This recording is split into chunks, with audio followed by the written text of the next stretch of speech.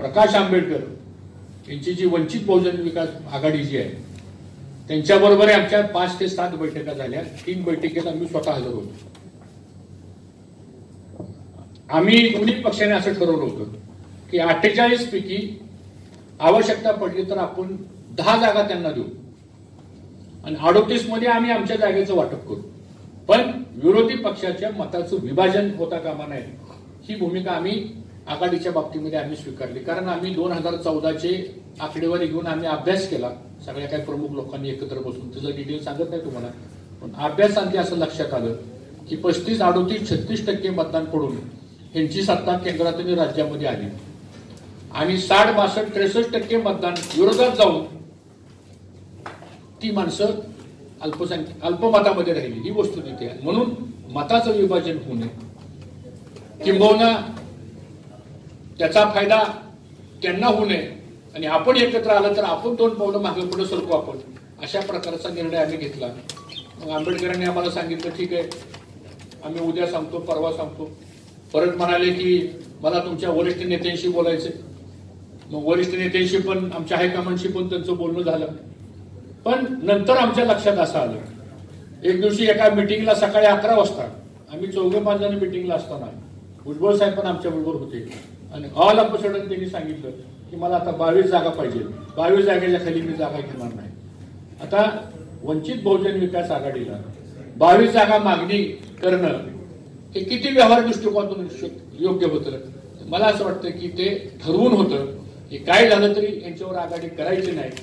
आणि जसं ते ग्रामीण भागात म्हणतात ना की हुंड्याने नवरा सारायचा, तशा प्रकारचा प्रकार त्यांनी हा कालच्या आघाडीच्या जागा बाबतीमध्ये केला. आणि माझं स्पष्ट मत असं आहे की लोकांच्या पण लक्षात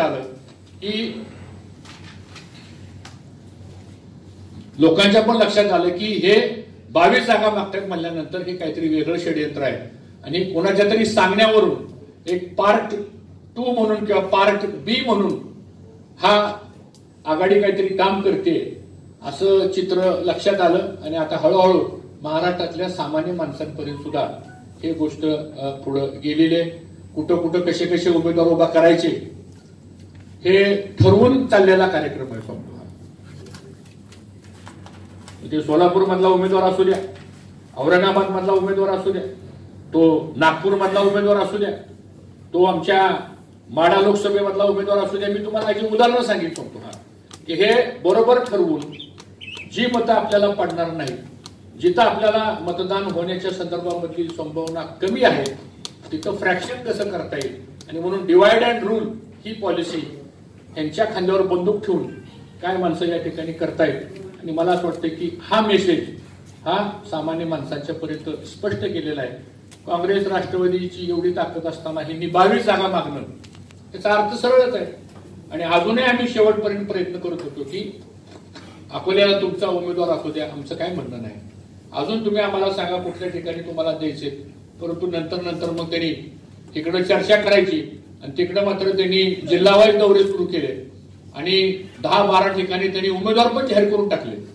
मग आमच्या लक्षात आलं की हे पार्ट बी चा कार्यक्रम आहे, त्यामुळं ह्याला काय आपण फार आता सिरियसली घ्यावं असं मला वाटत नाही. आणि म्हणून या पत्रकार परिषदेच्या माध्यमातून मला आमच्या औरंगाबाद जिल्ह्यातल्या सर्व आमच्या सहकाऱ्यांना या माध्यमातून सांगायचंय की हाच एक निवडणुकीमधला सुद्धा ह्या भागातला एक महत्वाचा मुद्दा आहे आणि त्याच्याबद्दल थोडंसं आपण अधिक प्रकाशाने त्या ठिकाणी आपण मांडण्याची गरज आहे.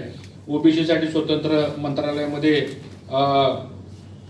काय चाललंय वगैरे आता बऱ्याच गोष्टी आहेत माझ्याकडे खूप टिप्पणी, परंतु इतक्या वेळ जास्त आपल्याला बोलणं पण मला योग्य वाटत नाही. अजून एक गोष्ट सांगून मग आपण प्रश्न विचारू शकता. आज औरंगाबादची जी काही लोकसभेची जी जागा आहे ही आघाडीचे उमेदवार सुभाष झांबड यांचा प्रचाराकरता मी आलो. काल गंगापूरला आमची रॅली झाली, सभा झाली, रात्री पण आम्ही बऱ्याच लोकांशी भेटलो, आज सकाळी पण बऱ्याच संघटनेशी आमची चर्चा झाली. एकंदरीत आता अंडर करंट दिसतोय या मतदारसंघामध्ये. गेले 20 वर्ष जे खासदार आहेत ते शिवसेनेचे खासदार आहेत. 20 वर्षामध्ये पार्लमेंटमध्ये कधी 20 मिनिटं सुद्धा त्यांचं भाषण मी ऐकलं नाही. 20 वर्षामध्ये एकही असा कुठला नवा प्रकल्प, 20 वर्षाचा कालावधी लहान नाही, आणि या 20 वर्षाच्या कालावधीमध्ये 10 वर्ष तर त्यांची सत्ताच आहे. म्हणजे चंद्रकांत खैरे खासदार असल्यापासून दिल्लीमध्ये 10 वर्ष आमचं युपी होतं आणि 10 वर्ष त्यांचं आहे. त्याच्या मागची अटल बिहारी वाजपेयी साहेब असतानाची 5 वर्ष आणि आताची 5 वर्ष. मग एवढी तुमची 10 वर्ष सत्ता दिल्लीत असताना तुम्ही 2 टर्म आमदार होता. त्यावेळेस 5 मंत्रिमंडळात तुम्ही होता, महाराष्ट्राच्या मंत्रिमंडळात. मग आता एवढा मोठा सत्तेचा काळ असताना सुद्धा माझा सवाल आहे या पत्रकार परिषदे निमित्ताने की एक तरी काम तुम्ही या शहरात केले का दाखवा. या उलट या शहराच्या अधोगतीला ते जबाबदार आहेत असा माझा स्पष्ट आरोप आहे. पिण्याच्या पाण्याची काय अवस्था आहे ते तुम्ही सर्वजण जाणताय. मी तर बाहेरचा माणूस आहे, पण तुम्ही तर स्थानिक आहात. इथं घनकचऱ्याच्या बाबतीत तर औरंगाबादचं नाव म्हणजे इंटरनॅशनल लेवलला गेले सांगतो. हे काही शोभनीय आपल्याला. ही जबाबदारी कुणाची आहे? आज इथं सिडको असेल, आज इथं लॉ कॉलेज झालं असेल, आज इथं कॅन्सरचं हॉस्पिटल झालं असेल, आज या शहराला एक औद्योगिक स्वरूप देण्याचं काम कुणी केलं असेल. स्वर्गीय विलासराव देशमुख असतील, शंकरराव चव्हाण साहेब असतील, पृथ्वीराज बाबा असतील, अशोकराव चव्हाण असतील, जकेरिया साहेब असतील, किंवा अशी कितीतरी नावं सांगता येतील मला. आणि आपणही साक्षीदार आहे सगळे ह्या गोष्टीचा. आणि म्हणून आज जे औरंगाबाद आणि हा परिसर जो दिसतोय हा केवळ आणि केवळ त्या काँग्रेसच्या विचारामुळे दिसतोय आपल्याला. काही जायकवाडीचा विषय सांगतो. जायकवाडी कुणी आणलं? आज ह्या लोकांना आम्ही आणलेल्या धरणामध्ये ह्यांना पाणी सुद्धा आणता येईल, आणलेल्या पाण्याचं नियोजन ह्यांना करता येईल सांगतो. आणि म्हणून हे सगळं चित्र जर बघितलं आपण तर बदल अटळ आहे.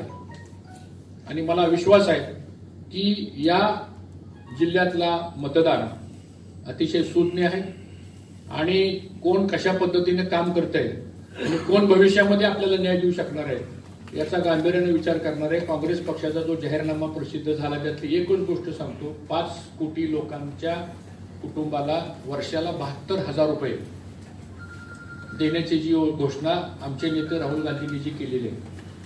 आणि राहुल गांधी प्रत्येक भाषणामध्ये सांगतात योजनेची वैशिष्ट्य 5 कोणती, 1 2 3 4 5 अगदी ब्रीफ मध्ये. आणि ह्या योजनेकरता लागणारा 3.5 लाख कोटीचा निधी आम्ही आणणार कसा तेही त्याचा अभ्यास करून सांगितलं.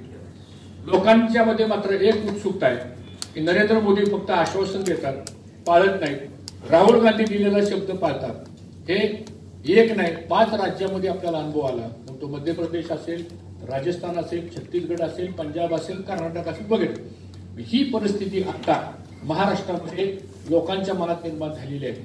आणि म्हणून मला या निमित्तानं सांगायचंय आज आमच्या पक्षामध्ये सगळ्यांना एकत्र घेऊन आता या निवडणुकीची प्रक्रिया सुरू झालेली आहे. काँग्रेस पक्षाची ताकद तळागाळापर्यंत रुजली गेलेली आहे. आज मला आभार मानले पाहिजे. राष्ट्रवादी काँग्रेस पक्ष असेल, राजू शेट्टींची स्वाभिमानी शेतकरी संघटना असेल, शेतकरी कामगार पक्ष असेल, कवाडे गट असेल, गवई गट असेल आणि इतर बऱ्याच छोट्या मोठ्या अशा जवळजवळ 52-55 संघटना आहेत. या सगळ्या संघटनेनं आज काँग्रेसच्या उमेदवारांना, राष्ट्रवादी उमेदवारांना या ठिकाणी पाठिंबा दिलेला आहे आणि त्याच्या निश्चितच आपल्याला यश मिळेल एवढंच या ठिकाणी सांगायचंय.